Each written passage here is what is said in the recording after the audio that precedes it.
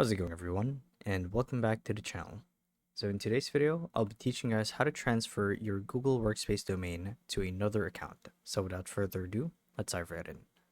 So to actually do this is quite simple. And as you guys can see here, I have a guide provided by Google themselves on how you actually and properly do this.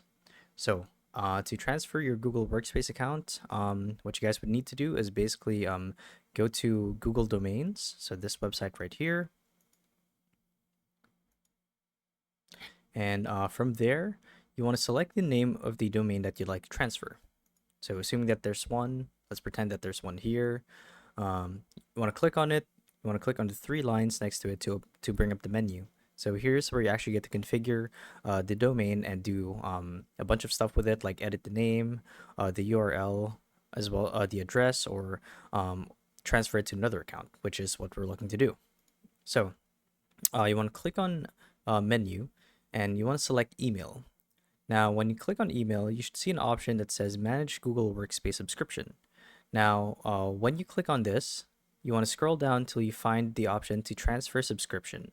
So once you find it, simply click on it and confirm transfer in the dialog box.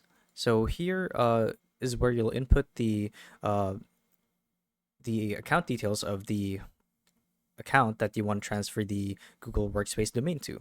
So basically, just input, follow the on-screen instructions, and once you're ready, review the details, and you should be ready to transfer the account. And once that's done, you're good to go. You've successfully transferred your Google Workspace domain to another Google account. So hopefully this video helped you guys out, and if it did, be sure to let us know down in the comment section below.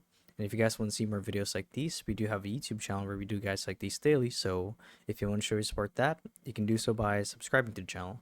So with all of that said, thank you all for watching, and we'll see you guys in the next one. Bye-bye.